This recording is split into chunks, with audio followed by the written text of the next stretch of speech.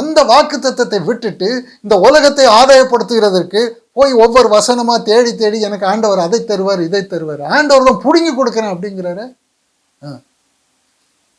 உபாகமம் 6வது அதிகாரம், உபாகம் புஸ்தகம்,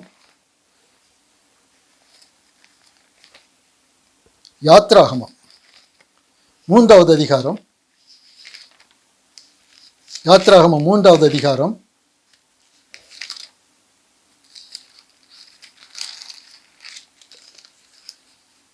8வது வசனம்.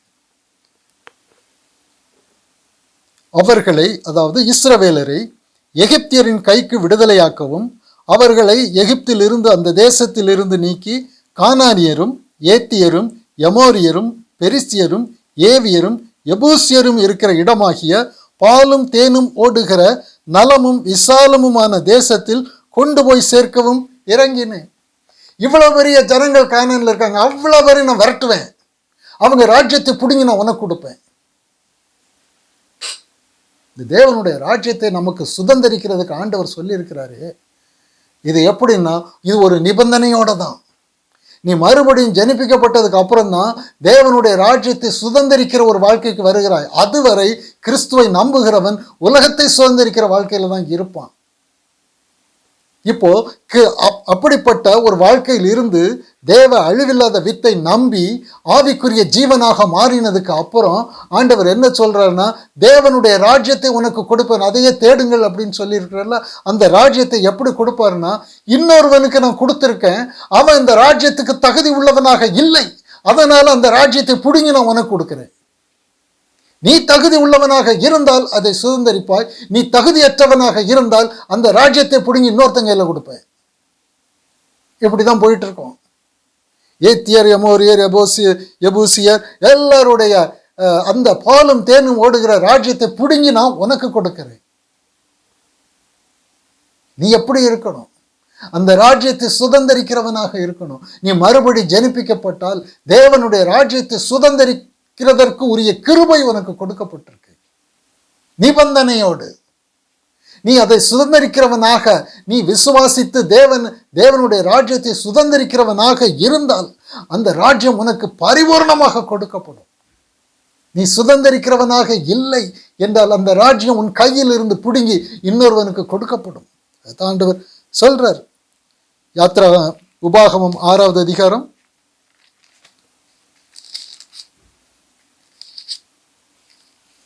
10வது வசனம். உபாகமம் 6:10.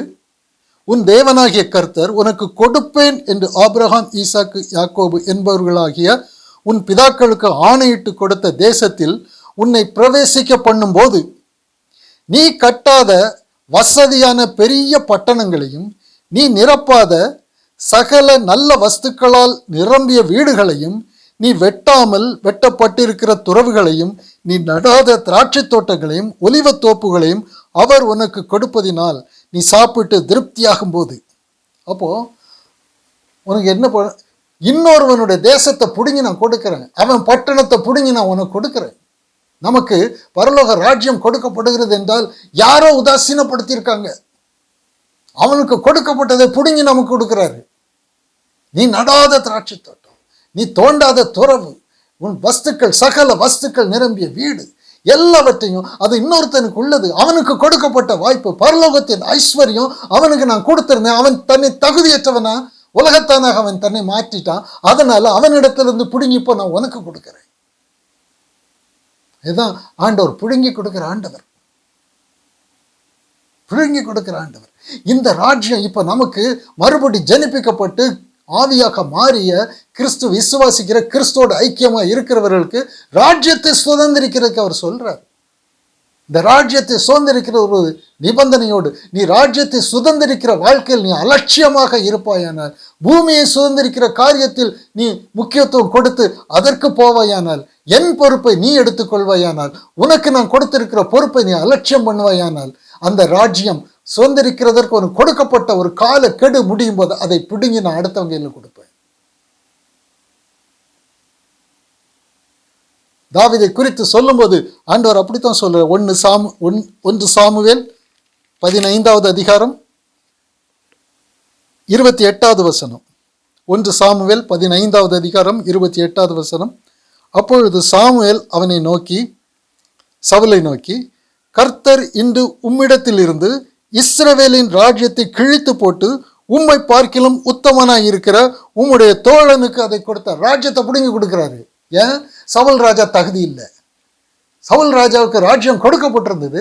அந்த ராஜ்யத்தை அவன் அலட்சியம் பண்ணனா, இப்போ அந்த ராஜ்யத்தை பிடுங்கி உம்மை பார்க்கிலும் உத்தமனாய் இருக்கிற உம்முடைய தோழனுக்கு பிடுங்கி அப்படிதான் கொடுப்பாரு. இன்னைக்கு பரலோக ராஜ்யத்தை சுதந்திரித்து கொள்ளுங்கள் என்று நமக்கு கொடுக்கப்பட்டிருக்குது. நம்ம அலட்சியம் பண்ணிட்டு உலகத்துக்குள்ள நாம போகிறோம் அப்படின்னு சொன்னா, அந்த காலம் முடியும் பொழுது, ஒரு காலம், கிருபையின் காலம் முடியும் போது, அந்த ராஜ்யத்தை சுதந்திரிக்கிற பாக்கியத்தை எடுத்து மற்றவனுக்கு கொடுப்பார். நம்ம இழந்து போனதே நமக்கு தெரியாது. இன்னைக்கு அநேகர் தேவனுடைய ராஜ்யத்தை சுதந்திரிக்க தவறியதே அவங்களுக்கு தெரியாது. காரணம் என்னன்னா, பிடுங்கி கொடுத்தாச்சு, உன் கையில இருந்து போயாச்சு, இனி உனக்கு தேவனுடைய ராஜ்யமே கிடையாது. எச்சரிக்கையாக இருக்கணும். மத்தேயு 21வது அதிகாரம்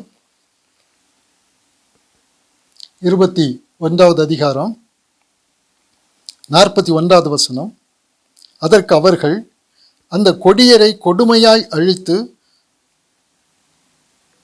ஏற்ற காலங்களில் தனக்கு கனிகளை கொடுக்கத்தக்க வேறே தோட்டக்காரரிடத்தில் திராட்சை தோட்டத்தை குத்தையாக கொடுப்பான் என்றார்கள்.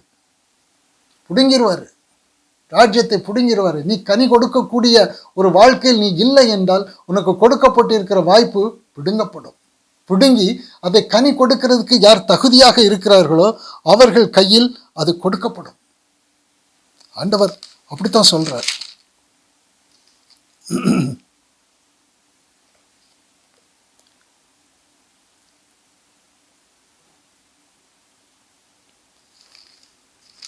இருபத்தி 2வது அதிகாரம் மத்தேயு 14வது வசனம். அந்தபடியே அழைக்கப்பட்டவர்கள் அநேகர், தெரிந்து கொள்ளப்பட்டவர்களோ சிலர் என்றார். 12வது வசனத்திலிருந்து, சிநேகிதனே, நீ கல்யாண வஸ்திரம் இல்லாதவனாய் இங்கே எப்படி வந்தாய் என்று கேட்டான். அதற்கு அவன் பேசாமல் இருந்தான். அப்பொழுது ராஜா பணிவிடைக்காரரை நோக்கி, இவனை கையும் காலும் கட்டி கொண்டு போய் அழுகையும் பற்கடிப்பும் உண்டாயிருக்கிற புறம்பான இருளிலே போடுங்கள் என்றார். அந்தபடியே அழைக்கப்பட்டவர்கள் அநேகர், தெரிந்து கொள்ளப்பட்டவர்களோ சிலர் என்றார். எல்லாரும் அழைக்கப்பட்டவங்க பரலோக ராஜ்யத்தை சுதந்திரிக்கிறதுக்கு. அதற்கு ஒரு வாய்ப்பை ஆண்டவர் கொடுக்கிறாரு.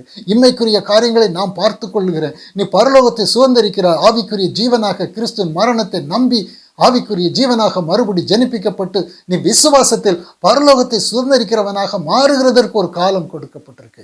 அந்த காலம் கொடுக்கப்பட்ட காலத்தை நான் உதாசீனப்படுத்துகிறவன். ஆனால் ஒரு காலகட்டத்தில் அந்த ராஜ்யத்தை அவர் பிடுங்கி மற்றவர் கையில் கொடுப்பார். அது நமக்கு தெரியாது. அழைக்கப்பட்டவர்கள் அநேகர், தெரிந்து கொள்ளப்பட்டவர்களோ சிலர். எல்லாரும் அழைக்கப்பட்டாங்க, பரலோக ராஜ்யத்தை சுதந்திரித்துக்கொள் என்று. ஆனால் ஒரு காலகட்டத்தில் அந்த ராஜ்யம் பிடுங்கப்பட்டு இருக்கிறதே அவர்களுக்கு தெரியாது. லூக்கா 8வது அதிகாரம் 18வது வசனத்துல, உள்ளவன் எவனோ அவனுக்கு கொடுக்கப்படும். லூக்கா 8:18.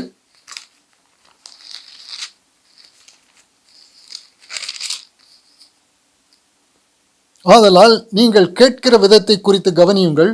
உள்ளவன் எவனோ அவனுக்கு கொடுக்கப்படும், இல்லாதவன் எவனோ அவன் தனக்கு உண்டு என்று நினைக்கிறதும் அவனிடத்தில் இருந்து எடுத்துக்கொள்ளப்படும் என்றார். பிடுங்கப்படும். யார் தேவனுடைய ராஜ்யத்தை சுதந்திரிக்கிறதுக்கு ஆயத்தமாக இருக்கிறானோ அவன் கையில அதை கொடுப்பார். யார் தேவனுடைய ராஜ்யத்தை சுதந்திரிக்காம அலட்சியப்படுத்தி கொடுத்த வாய்ப்பை, கிருபை இழந்து கொண்டு இருக்கிறானோ அவனிடத்திலிருந்து பிடுங்கி யார் தாகத்தோடு இருக்கிறானோ அவன் கையில கொடுக்கப்படும். தேவனுடைய ராஜ்யம் இழந்து போறதே தெரியாது. தேவனுடைய ராஜ்யத்தை நான் சுதந்திரிக்காம எனக்கு கொடுக்கப்பட்டிருக்கிற பொறுப்பை நான் அலட்சியம் பண்ணிட்டு உலகத்தை சுதந்திரிக்கிற ஒரு வாழ்க்கைக்குள் நான் போவேனானால் அவர் எனக்கு கொடுத்திருக்கிற தேவ ராஜ்யத்தை சுதந்திரிக்கிற காலம் முடிந்து போறதே எனக்கு தெரியாது. நான் உலகத்துல ஒரு வாழ்க்கை, ஒரு ஒரு ஒரு பக்தியான ஒரு வாழ்க்கையில் நான் வாழ்ந்து கொண்டிருப்பேன். நான் பரலோகத்தை சுதந்திரித்திருக்கவே மாட்டேன். அக்கிரமக்காரன் என்னை விட்டு அகன்று போன்தான் சொல்வார். ஆண்டவரே, உங்களுடைய நாமத்துல நான் என்னெல்லாமோ செய்தேனே, உங்களை நான் அறியேன், அது அக்கிரம செய்கை. நீ பரலோகத்தை சுதந்திரிக்கவே இல்லை. நீ அலட்சியப்படுத்தினாய் ராஜ்யத்தை, உனக்கு கொடுக்கப்பட்ட ராஜ்யத்தை நீ அலட்சியப்படுத்தினாய். உன் காலம் முடிந்தது, அதை எடுத்து நான் அடுத்தவனுக்கு நான் கொடுத்துட்டேன். இன்றைக்கு இப்படிப்பட்ட ஒரு நிலை நமக்கு வராதபடிக்கு நாம் எவ்வளவு எச்சரிக்கையாக இருக்கணும். ஃப்ரெண்ட்ஸ், நண்பர்களே, இந்த செய்தி கிறிஸ்துவை நான் நம்பியும் பரலோகத்தை சுதந்திரிக்காத ஒரு வாழ்க்கை உண்டானால் தேவன் எனக்கு கொடுத்திருக்கிற பரலோகத்தை சுதந்திரிக்கிற பொறுப்பை நான் உதாசீனப்படுத்திட்டு, தேவன் பொறுப்பெடுத்து கொண்ட வாழ்க்கையும் உதாசீனப்படுத்திட்டு, என் வாழ்க்கைக்கு நான் பொறுப்பெடுத்துக் கொள்கிறதுனால என் வாழ்க்கை சஞ்சலத்துக்குள்ளாகவும் மாற்றுவேன், நித்திய அக்கினிக்குள்ளும் போவேன். ஏன் அப்படின்னா பரலோகத்தை சுதந்திரிக்காத ஒரு நிலையில் இருப்பேன். இந்த நிலை நமக்கு வராதபடிக்கு ஆண்டவர் சொல்லுகிற காரியத்தை, அழிவில்லாத வித்து, அதை கொண்டு மறுபடி ஜனிப்பிக்கப்படணும், ஆவிக்குரிய ஜீவனாக நாம் மாறணும். அவர் எனக்கு கொடுத்திருக்கிற பொறுப்பு, விசுவாசத்தில் பரலோகத்தை ஒவ்வொரு நாளும் சூழ்நிலைகள் அவர் கொடுத்திருக்கிறாரு, அவர்கள் எல்லாவற்றையும் நான் புசிக்கணும். தேவனுடைய வார்த்தையை கொண்டு நான் ஜெயிக்கணும், பரலோகத்தை சுதந்திரிக்கணும். இம்மைக்குரிய காரியங்கள் நான் விரும்புகிறதை விட நூறத்தனையாய் அவர் எனக்கு வாக்குத்தத்தம் பண்ணியிருக்கிறார். அதை பற்றி நான் கவலைப்படவே வேண்டாம். பரலோகத்தை சுதந்திரிக்கிற ஒன்றை குறித்து மட்டும் நாம் கவலை உள்ளவர்களாக, தேவனுக்கேற்ற துக்கம் உள்ளவர்களாக. லௌகீக துக்கம் மரணத்தை உண்டாக்கும், ஆவிக்கேற்ற துக்கம், தேவனுக்கேற்ற துக்கம் மனம் திரும்புதல், ரட்சிப்புக்கு நேராக கொண்டு போகும். இந்த ஒரு துக்கம் தான் நமக்கு இருக்கணும், வேற எந்த துக்கமும் இருக்கக்கூடாது. கர்த்தர் இன்று நமக்கு உணர்த்துகிற இந்த காரியம் நம்முடைய வாழ்க்கையை செம்மைப்படுத்தி அவருடைய சித்தத்தை நிறைவேற்றுகிற ஒரு வாழ்க்கைக்கு வருவோம். நிம்மதியான மன நிம்மதியான சந்தோஷம், இளைப்பாறுதல் உள்ள ஒரு வாழ்க்கை உண்டு. நிம்மதியான ஒரு நித்திய ஜீவனம் நமக்கு உண்டு. அதை சுதந்திரிக்க நாம் தவறாத படிக்க அதை பெற்றுக்கொள்வோம். அதற்காக மனம் திரும்புவோம், அவருடைய ராஜ்யத்தை பற்றி கொள்வோம், கிறிஸ்துவை பற்றி கொள்வோம், அவருடைய வார்த்தை கொண்டு மறுபடி ஜனிப்பிக்கப்படுவோம். ஜனிப்பிக்கப்பட்டு தேவ ராஜ்யத்தை சுதந்திரிப்போம். ஆமேன். பிசாசுக்கு இடம் கொடுக்க வேண்டாம். ஆமேன், ஆமேன்.